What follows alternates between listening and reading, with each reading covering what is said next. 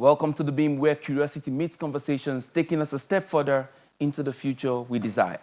I'm Sunes Nathaniel, and today we'll be looking at repelling national and transnational security threats using research and technology. Again, on the show, on this episode, we're going to be taking a look at the terrorist threats in Nigeria and a certain new call for some faction of the country urging the government not to allow the United States and France to host military bases in the country, even as the country continues to battle the terrorists, the kidnappers. We're going to be looking at all that, and we're going to be taking that research-based approach to solutions for the violence and the crimes that continue daily to threaten our existence. Joining me remotely now to do justice to this topic is another university prof, a very important one. He is from the University of Nigeria, Nsukka. He's none other than Professor Freedom Onuoha, who lectures at the Department of Political Science. He is the coordinator of the Security, Violence, and Conflict Research Group at the university. You're welcome, Professor Onuoha. It's a pleasure having you here today. Thank you, Nathaniel, for the invitation for us to share our thoughts on this. All right, thank you. Okay, so let's get straight to the first thing that we have on my plate today. And that will be the fact that for a while, we have heard of the repentant Boko Haram kind of being the people who have caused some mayhem in recent times. There's a recent one that happened in Borno State. And then the question becomes, where did we get it wrong? Or what is wrong within that system of the whole repentant thing about taking them back, trying to rehabilitate them? Is there where we have gotten it wrong? Is there something we're missing right now? Well, Nathaniel, I think, again, you really hit the point and you have raised a very important question. Against the backdrop of the recent attacks on police stations, and then, of course, the security checkpoints belonging to the NDLA, being alleged, let me use the word alleged until it is confirmed, being alleged that they were mounted by the repentant Boko Haram. I think this is now the latest of the episode that raised concern about how robust, how effective is our DDR program. If you flash your mind back in August 2023, we also had such incident where I think 3 members of the Boko Haram, repentant Boko Haram members, were arrested on the grounds that they were actually playing key logistic role, hauling tires, hauling tubes, and handling other materials that the Boko Haram needed to Sambisa Forest. And with the latest incident that happened last week, which is the point that ex-Boko Haram members attacked police station and checkpoints in Borno State, I think it raises a lot of questions, and I think we have to look at the questions first before we think about perhaps what was going to be the solution. And for me, I was really taken aback with that recent development because, again, if you look at it from a critical security point of view, it raises at least about 5 major questions. Question number 1 is, I think it is the issue that our DDR program perhaps is lacking in the aspect of the RR program. Of course, the DDR means, the demobilization, de-radicalization, rehabilitation, and the reintegration aspect. I think from what we have seen in recent times, it appears as though there have been some success in the DDR dimension, which is the demobilization and de-radicalization component. But in the RR, which is the rehabilitation and the reintegration aspect, I think that's where the problem lies. So to what extent is the program or even the structuring of the packaging effective in reintegrating some of these delegates, as they call them, or graduates, is a very serious issue that we need to pay particular attention. And again, we need to be very measured in our assessment. That we have 1 or 2 or 3 incidences of recidivism doesn't mean that the program is completely wrong. But I think it raises a lot of broader political economic questions. For example, if we succeed in rehabilitating them, are we succeeding in reintegrating them? Because for you to actually successfully reintegrate ex-combatants or ex-militants or ex-violent extremists, then you must have a robust economy that has almost an endless opportunity for them to gain opportunity for legitimate livelihood. Now, this is where the issue lies. The challenge is that these guys were arrested on the grounds that they were involved in some criminal activities, including drug peddling or drug consumption. Then it raises a lot of questions. Why are they now falling back to some of the criminal activities that could even heighten their remobilization into terrorist fold? I think that's really a major problem. The second question then that raises is the fact that it is alleged, and again we need to confirm. I keep on using alleged until it's confirmed. It is also alleged that these ex-combatants, ex-militant, ex-terrorists, or repentant Boko Haram, whichever word you want to use, we are actually on military fatigue or military uniform. Again, it raises a whole lot of security questions. How do these Boko Haram members get access to security, to military uniform? Is it one, is it two, is it three or four? Why would they get access to such a very critical material of the military? And what are the gaps? So it's beyond even the reintegration and rehabilitation aspect. It's more or less the issue that has to do with, the fidelity, the way and manner in which we also control access to our materials, such as the uniform of military personnel that could then be used by criminals, either to evade arrest, to deceive even heightened security awareness, or even to cause havoc. Again, this latest episode of the involvement of repentant Boko Haram raises this critical question. I think the third point I have to make about the questions that this latest event also raises is the issue of our post-release monitoring mechanism. And for me, I think this is the most critical aspect of the entire spectrum of any DDR program. It's not about demobilizing them. It's not about taking arms from them. It's not about forcing them to be disengaged or disassociate themselves from their group. The most critical aspect of any DDR program is that phase that is after the program itself, which is what we call the post-release phase, when you have now put them back into the society, and you just don't put them back into the society, no matter the level of their exposure or their belonging or the cadre they held in the group, you must have a robust post-release mechanism. That protocol is critical for you to have almost a real-time awareness of their progress. Are they likely going to remobilize, as we call it? Are they likely going to be exposed to situations that could heighten their potential for recidivism? Are they forming sleeper cells? If you do not have a post-release mechanism for monitoring some of the delegates, as we call them, or the candidates that have passed through this program, then you are likely going to have a lot of problems at hand. And with the latest incident, I think we really have a problem. And I think it's actually the aspect of the post-release phase of the DDR program that perhaps we are getting it wrong. Again, we needed people who are insiders to convince us that they have this kind of robust mechanism for post-release. And then the last point I also want to mention, has to do with the way and manner in which the DDR program is failing to deal with the problem and the potentials for remobilization. And the fact, again, is critical because if you look at the report from the media, it made mention of several ex-Boko Haram members, repentant Boko Haram members. The word several does suggest there are more than 4, there are more than 5, there are more than 6. So for you to have a situation whereby these persons who have passed through this program also have an avenue where they converge, then heightens even the potential that they can easily reconnect to their parent group, and they can easily be drawn back into the violent extremist group they previously belonged. So for me, I think there's a whole lot of questions that need to be asked for us to really understand what we have gotten wrong. But for me, again, I think I have to sound out a note of caution. We shouldn't take 2 or 3 episodes of recidivism, if I should put it that way, as a clear indication that the DDR process has failed. I think more than ever before, it's drawing our attention to the need to pay more meticulous and robust attention to the processes that is involved in the post-release dimension, so that we would actually be in a position to fill the gaps or address the deficits that we may have seen in the process. All right. All right, Prof. You have actually gone into this in a very great detail, and I'm really grateful that you have really given that light, from the DDR to the post-release. It's a very important thing that you have put there. Now let's come back to the second issue, which I wanted to raise before we go into other issues of security.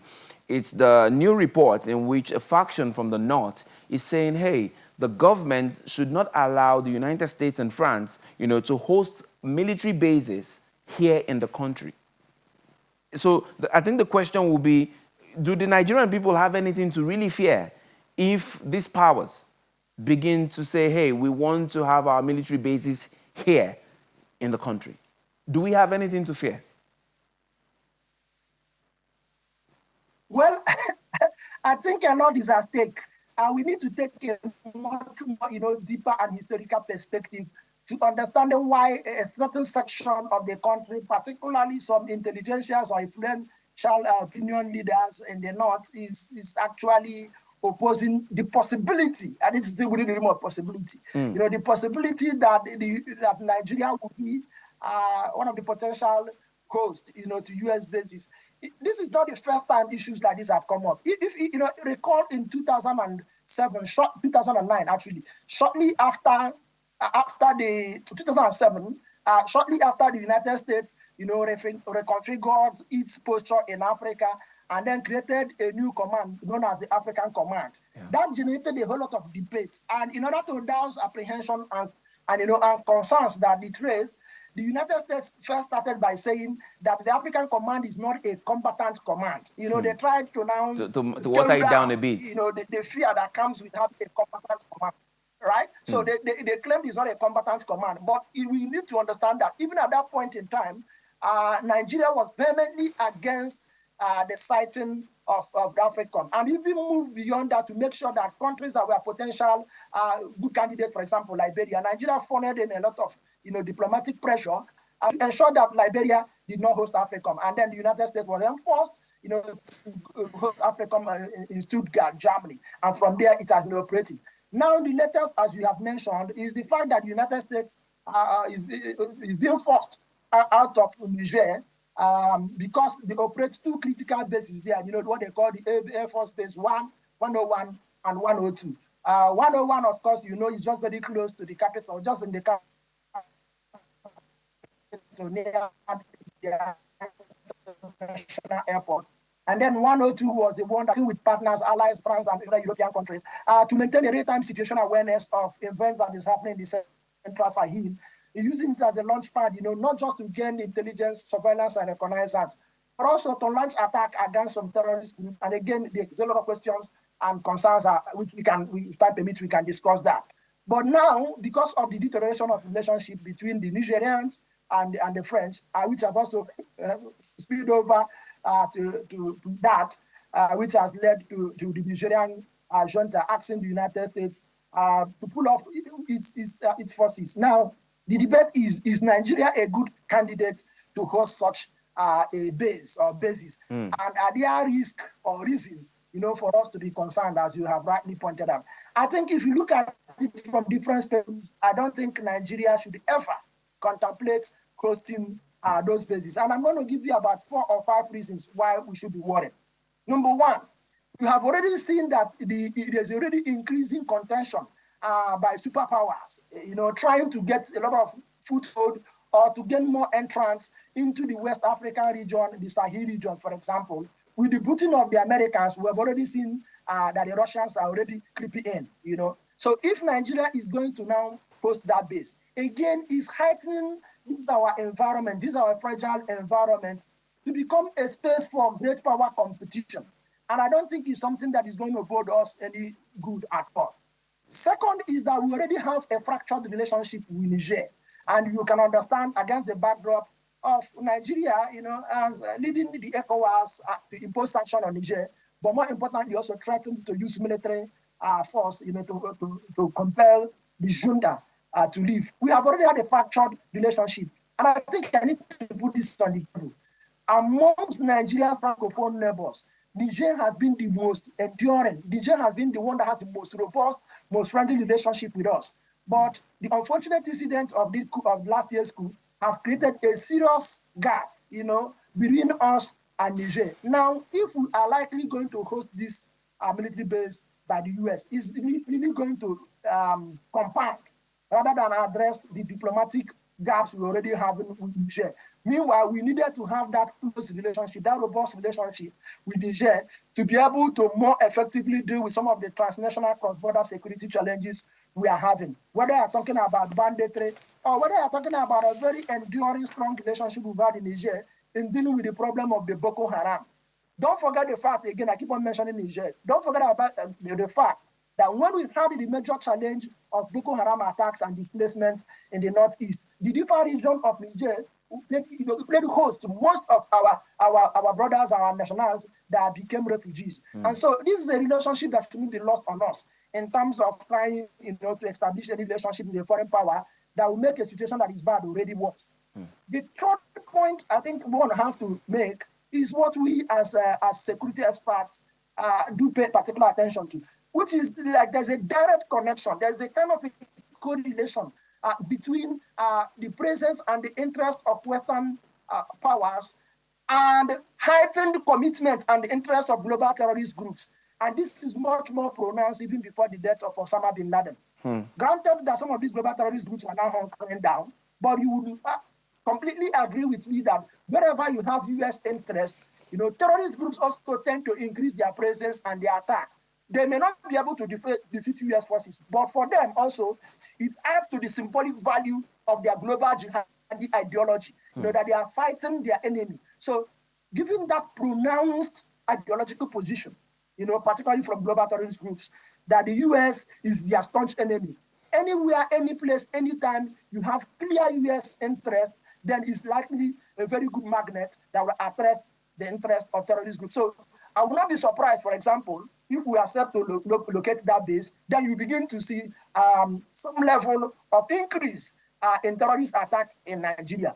Then the last point I want to make is that has to do with our own strategic interests and security as a nation.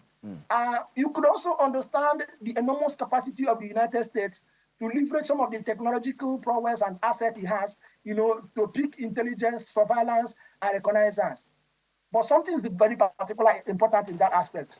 They are not always ready, able, and willing to share that intelligence with so-called allies, particularly when you needed it so.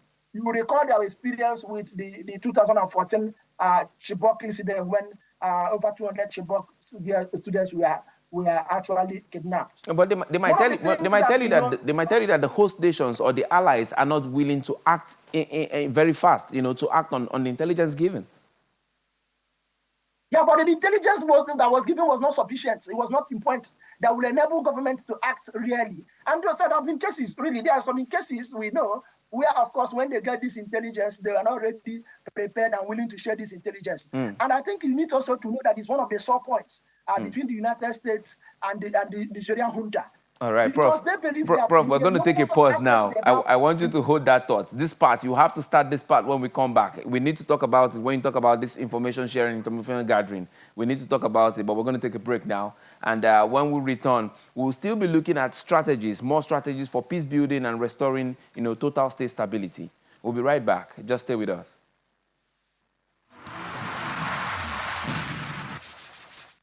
Welcome back. You're still watching The Beam, coming to you live from our studios in Abuja. Our guest, Professor Onuoha, is still with us remotely from Nsukka, and we're still looking at repelling national and transnational security threats using research and technology.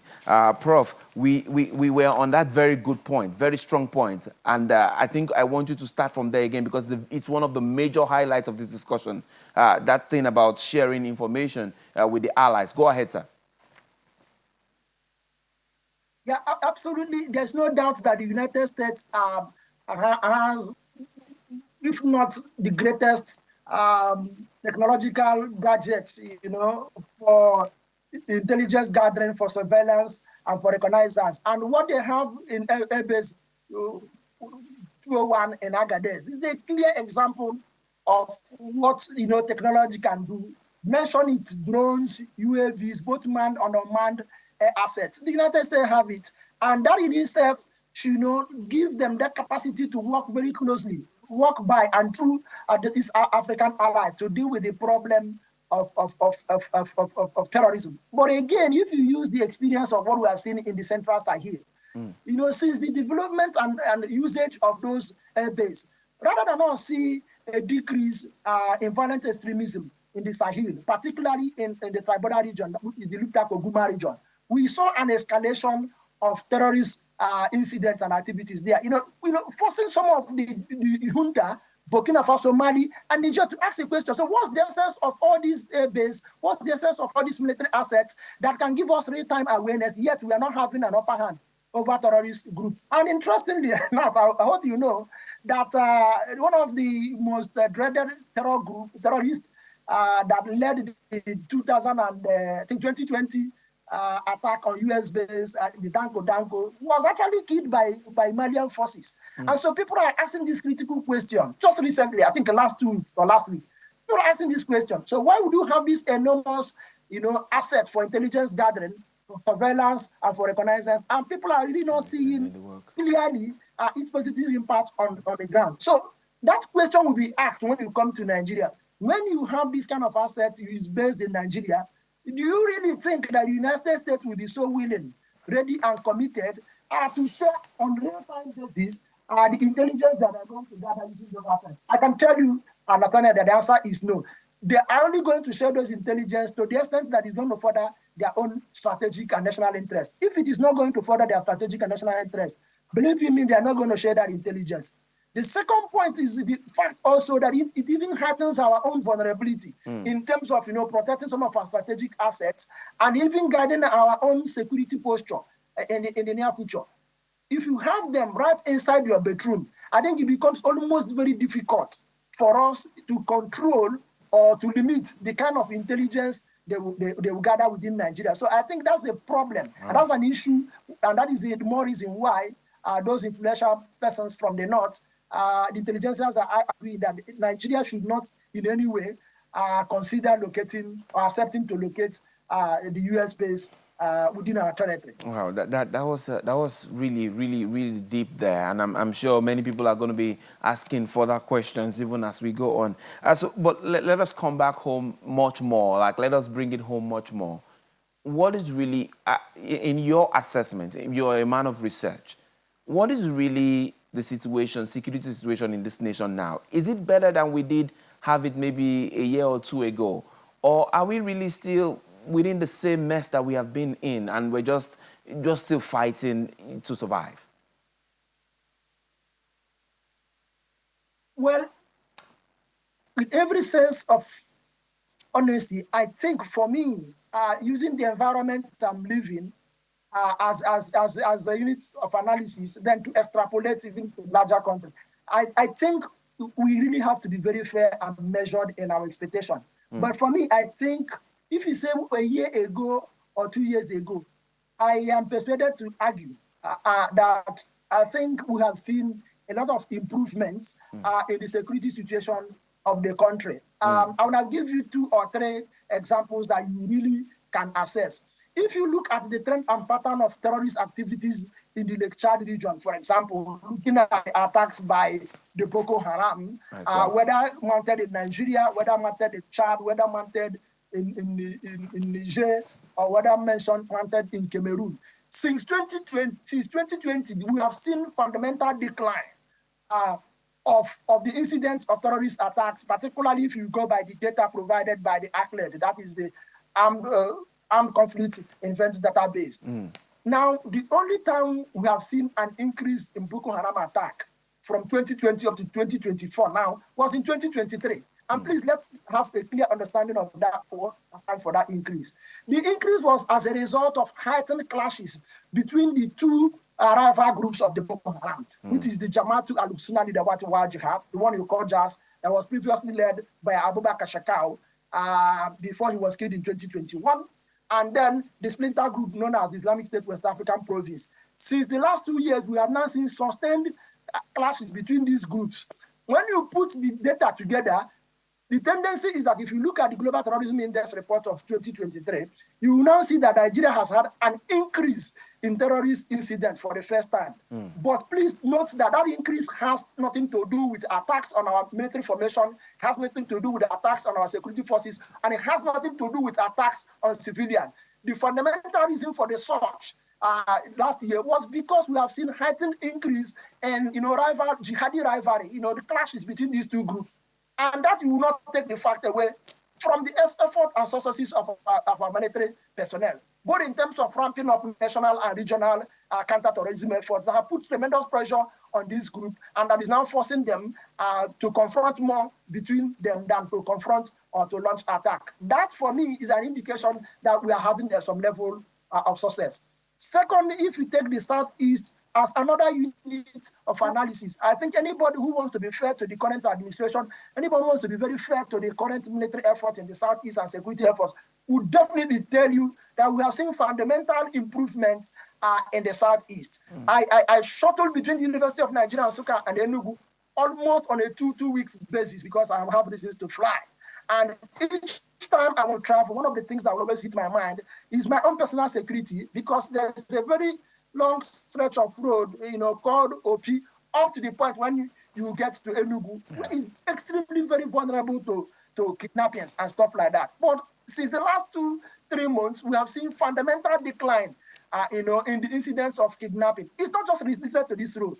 Almost, I keep an eye, on the security landscape of this country. I monitor it. I do my online media review. I assess data. I check what is happening. I think across the country, we have now witnessed some measure, a modicum of increase in terms of, relatively positive increase in the security situation. In the Northwest, where we've had problems of banditry, again, I don't think that we are having it with the frequency and intensity that we are having it before the election and shortly after the election. So I think, to be fair to this current administration, to be fair to our security agents, to be fair to the military, I think we are now seeing a gradual increase, in terms of level of security and stability. All I hope is that they should sustain that by doing lessons learned and replicating the best practices that is happening elsewhere in order to actually thoroughly stay on the top of the situation. Thank you very much, Prof. That's a very good place to land. That's a very, very good place to land. I wish we had more time. I see that there's so much more you could have told us. Thank you very much for coming on the program today. Thank you, Nathaniel. I do have a good day. All right. That concludes our discussion today, but as always, the conversation continues in the various social media spaces, and we'll be looking out for what you think about the program and what we have talked about. I'm Sunes Nathaniel, and until I come your way at the same time next week, please do stay safe and be vigilant. We all have a role to play in our security. Bye for now.